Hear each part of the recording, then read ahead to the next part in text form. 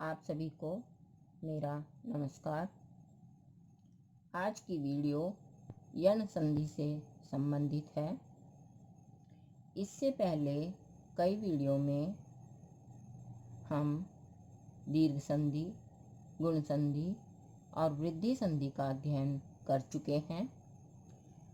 आज इस वीडियो में हम यण संधि के विषय में जानेंगे। तो आइए शुरू करते हैं। यण संधि। यण संधि का सूत्र है इको यणचि। यदि आप इस सूत्र को समझकर याद कर लें तो आपको संधि की परिभाषा याद करने की आवश्यकता नहीं होगी और आप कभी भी यण संधि की परिभाषा भूलेंगे भी नहीं। केवल इस छोटे से सूत्र को समझकर याद करने की आवश्यकता है। ध्यान दीजिए, हम इसको कैसे याद करेंगे। पहले इसको इको यणचि इस तरह से याद कर लीजिए। इको यणचि सूत्र को जब हम अलग अलग करते हैं तो हमें इकः, यण और अचि 3 पद प्राप्त होते हैं। इकः से इक प्रत्यय प्रत्याहार, यण से यण प्रत्याहार और अचि से अच प्रत्याहार का बोध होता है। माहेश्वर सूत्रों के अध्ययन के समय हमने प्रत्याहारों का अध्ययन किया था। इक प्रत्याहार के अंतर्गत इ, उ, रि, री वर्ण आते हैं। यण प्रत्याहार के अंतर्गत य, व, र, ल और अच प्रत्याहार के अंतर्गत सभी स्वर आते हैं। अब हम यदि इको यणचि की परिभाषा समझें तो इसका अर्थ होगा कि इक के स्थान पर यण हो जाता है अचि, अच परे होने पर, अर्थात इक के बाद यदि कोई असमान स्वर हो तो इक के स्थान पर यण हो जाता है। इसको हम ऐसे समझेंगे कि यदि ई या ई के बाद कोई असमान स्वर हो तो ई या ई के स्थान पर यह हो जाता है। उ या उ के बाद कोई असमान स्वर हो तो उ या उ के स्थान पर वह हो जाता है। री या री के स्थान पर कोई री या री के बाद कोई असमान स्वर हो तो री या री के स्थान पर र हो जाता है और री के बाद कोई असमान स्वर हो तो री के स्थान पर ल हो जाता है। इस प्रकार से यण संधि के 4 नियम बनते हैं। इनको हम एक एक करके समझेंगे उदाहरणों के माध्यम से। पहला नियम है कि ई या ई के आगे कोई विजातीय अर्थात असमान स्वर होने पर ई या ई को य हो जाता है। इसको हम संक्षेप में ऐसे लिख सकते हैं, ई या ई के बाद यदि कोई असमान स्वर आए तो ई या ई के स्थान पर यह हो जाता है। अब हम इसको उदाहरण के माध्यम से समझेंगे। जैसे यहाँ पर है यदि धन अपि। यदि यहाँ पर दी में ई है और ई के बाद ए जो कि ई के समान नहीं है। ए स्वर आया है ई के बाद, ए स्वर ई के समान नहीं है तो असमान स्वर होने के कारण ई के स्थान पर यह हो जाएगा। अब यहाँ पर हमारे पास शेष बचा द हलंत और अपि। इन सबको जब हम मिला देंगे तो हमारा शब्द बन जाएगा यद्यपि। द, य और अ तीनों मिलकर द्य बन जाएगा और यहाँ पर बन जाएगा यद्यपि।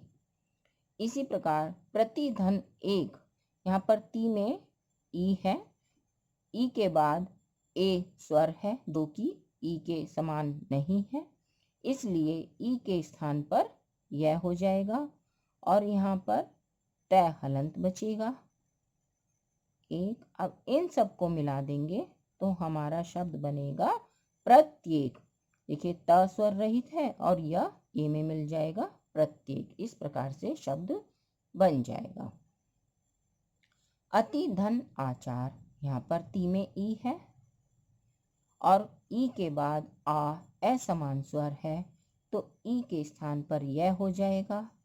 यहाँ पर त हलंत बचा और अब हम इन सब को मिला देंगे तो त स्वर रहित है और य आ में मिल जाएगा और हमारा शब्द बन जाएगा अत्याचार।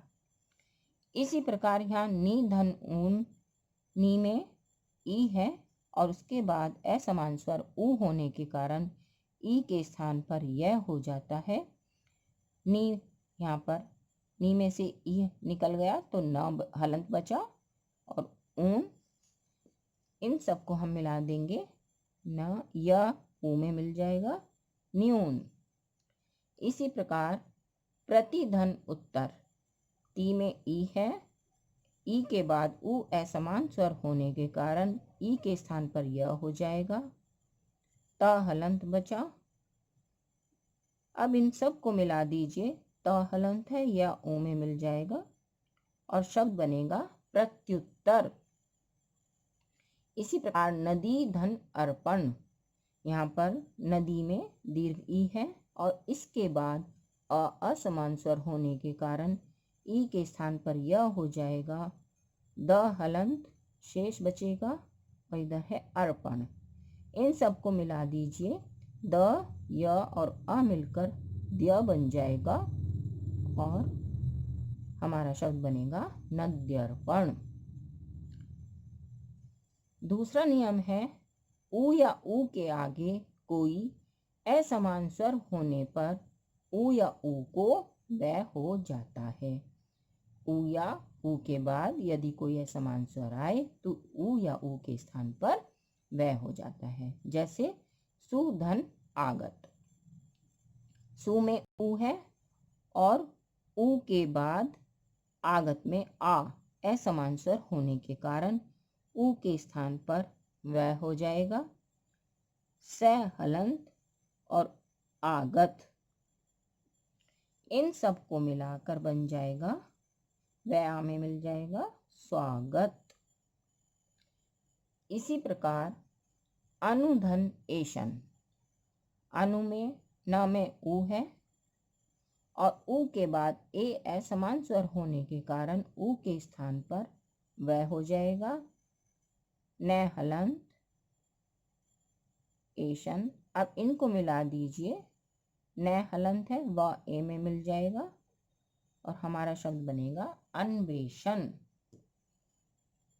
इसी प्रकार वधु धन आगमन, वधु में दीर्घ ऊ है, इसके बाद आ असमान स्वर होने के कारण ऊ के स्थान पर व आ जाएगा, ध हलंत आगमन। इन सब को मिला दीजिए, व आ में मिल जाएगा बद्वागमन। इसी प्रकार अनुधन इति, नु में ऊ है, ऊ के बाद ई असमान स्वर होने के कारण ऊ के स्थान पर व हो जाएगा, न हलंत बचेगा, इति। अब इनको मिला दीजिए, न हलंत है व ई में मिल जाएगा और शब्द बनेगा अन्विति।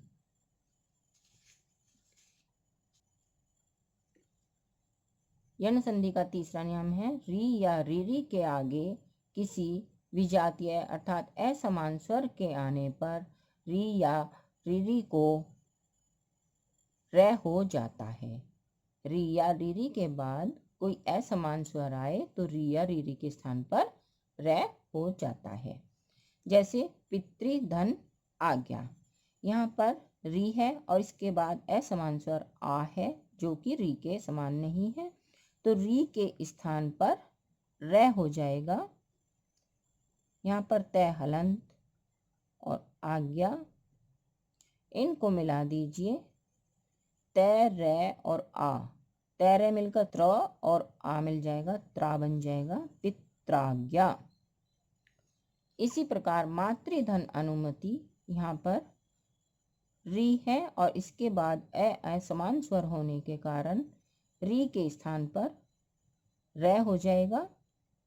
यहाँ हमारा शेष बचता है मात अनुमति। अब इनको मिला दीजिए, तय र और अ मिलकर त्र बन जाएगा मात्र नुमति।